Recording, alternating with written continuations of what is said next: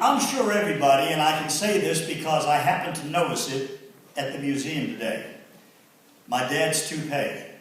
I saw it. Now my dad, everybody knows he wore toupees. But one thing is for sure.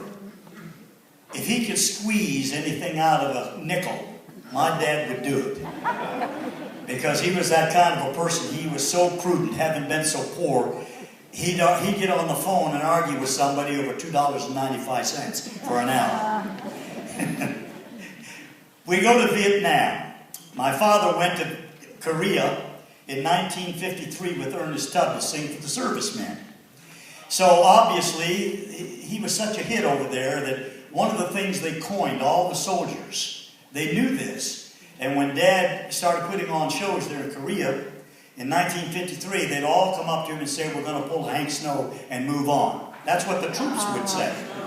When they wanted to go out into battle or move from a different point and so forth, a strategy point, all right, the sergeant would say, let's pull a Hank Snow and move on. So they coined that all through the Korean War. Well, the State Department called my father up and asked him if he would go to Vietnam.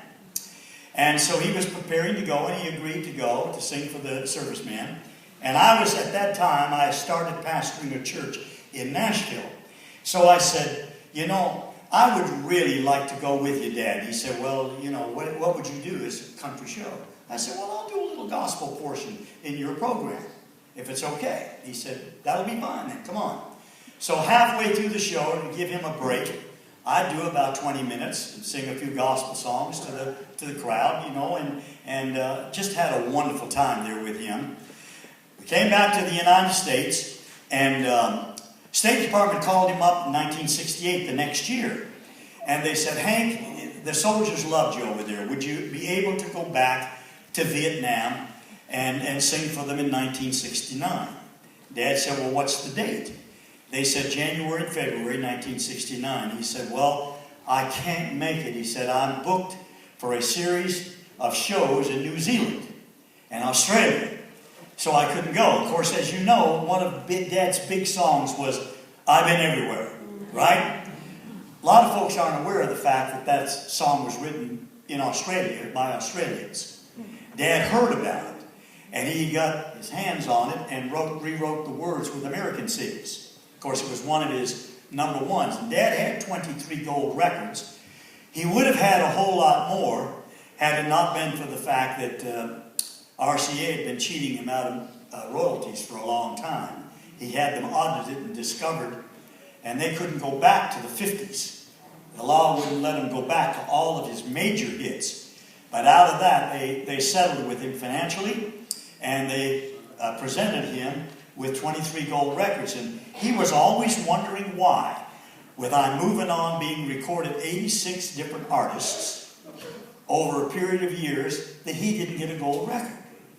And he mentioned it to somebody, and they said, Hank, you need to audit RCA. So he hired this firm in New York City to audit RCA. That's a big organization, folks.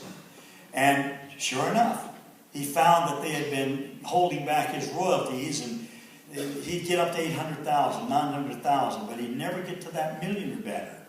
And when they audited his years when he didn't have his biggest hits now, they found out that he still wound up with 23 gold records, and that's one of the things they settled with him. 7 Hall of Fames, 70 million records in his career, 50 years on the Grand Ole Opry, 47 years on RCA Victor. All of these things that he accomplished in that time of his career is phenomenal.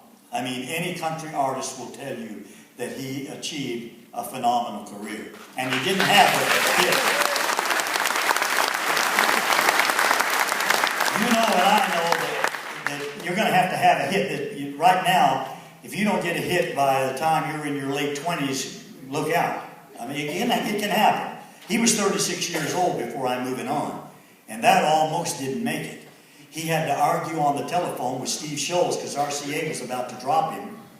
And he said, well, if I'm going to go down, I want to go down with a song that they actually turned down. They didn't want to do it.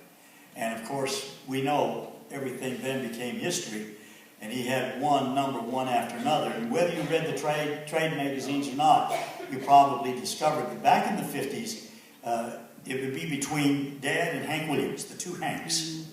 Hank Williams would be #1 country artist this year. Dad would be the next year, and they'd go back and forth, all through the 50s. And of course, we all know how great and wonderful Hank Williams was. And the two Hanks did a lot for country music. And Dad was one of those pioneers. Today, all of these, country music is a big thing today. And sure, it's changed. But it is an accepted music today. In Dad's day, they kind of looked down. They were called hillbillies, and they kind of frowned on them. They paved the way now to The Voice. They paved the way now to American Idol.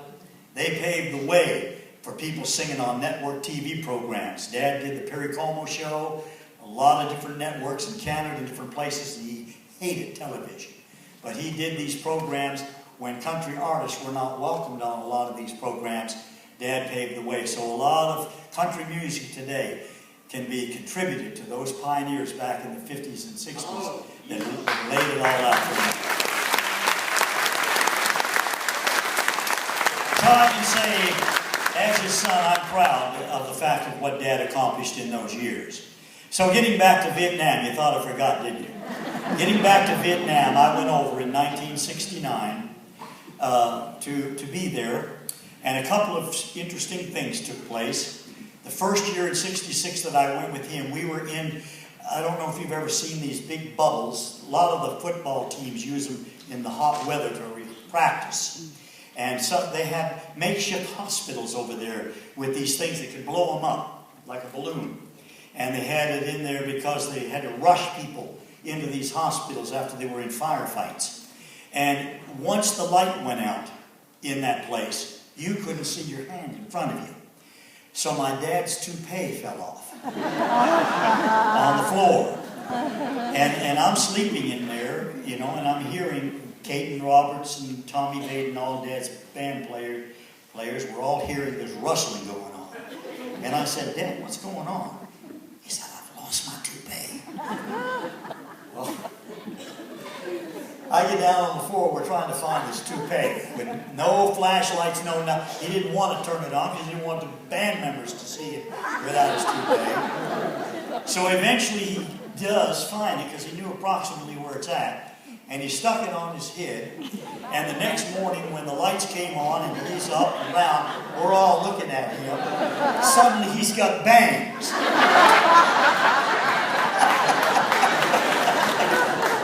He put it on backwards. We never let him live that down, I'll guarantee you. So then when I went back the next year, one of the things that Dad would do all the time on our first journey over there, he was known for recitations. Dad was the best at doing recitations. And of course he released the Old Doc Brown album, and we did a gospel album together. Dad had never done an album live. So we come over to the church, 1976, brought the band there, we brought in portable recording equipment, and we recorded a live album together. And we had a good time doing it. And it was probably one of the highlights in my life that I was able to do with my father. I was going to produce a new CD on him, and of course he passed away before we had a chance. He said, I think I still got one more CD in me. And if you read his book, you'll see in there that he was going to let me produce it, which that would have been another real highlight in my life. Well, overseas he would do a recitation in Vietnam that I'd listen to all the time. It's a true story. And it was written into this recitation by Stuart Hamlin, who wrote the song, It Is No Secret. I'm sure many of you remember the old hymn. It's sung in all our churches and all denominations. This particular thing that Dad did, written by Stuart Hamlin, was called Black Diamond with His Woolly Black Hair. And if you ever listen to on YouTube, you can go on YouTube right now, and you can actually hear Dad do it. So when I went back, obviously I knew, because they told me, they said, now, Jimmie, first thing they would do is they would guide all of us, the band and everybody, show us where to run in case we were attacked. And we had to have a place to run to. And they'd show that to us, and they'd say, now, please don't get upset if the soldiers start cursing you or doing things, because they just come out of the field from fighting. And I said, I'm not going to let that bother me. And so I knew that I couldn't just come up there and bang, hit him with some hard gospel music. So I had a couple of singers with me, and I said, okay, here's what we'll do. We'll sing Green, Green Grass at Home. We'll do Yesterday, the Beatles song. So we did 3 or 4 songs that had nice messages to them, and to get the soldiers relaxed. And then I thought the best way to make a change over to singing some of the music I was used to singing was to do Dad's Black Diamond. So I don't even try to tell you that I'm able to do it as well as my father did. But in tribute to him, I'd like to do that recitation for you tonight.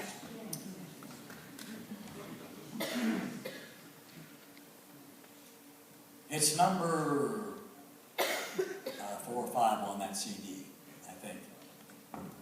5. 4 or 5, I don't know. There it is.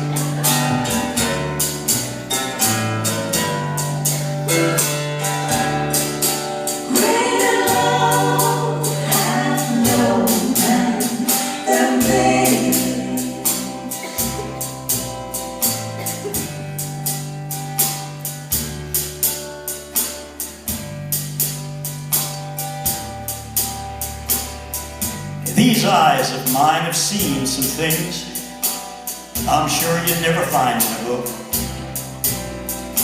There just isn't words to describe them all, and at times I'm sorry I look. But when the day comes around and age pins me down and puts me in an old rocking chair, I'll close my eyes and hunt up an old friend, Black Diamond, with his woolly black hair. We lost a fight on an island of hell that lies in a tropical sea, and the blast of a shell had knocked me to sleep, and I laid with the dead for a week. When I opened my eyes, a heathen had me. He'd carried me away in his lair, and in the days to come I gave him that name, Black Diamond, with his woolly black hair.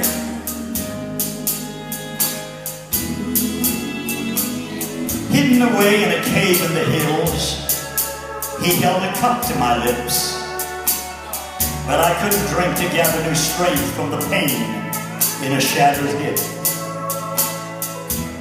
But I soon got used to that hideous face that would have given death a scare. An angel of mercy with a bone through his nose, Black Diamond with his woolly black hair.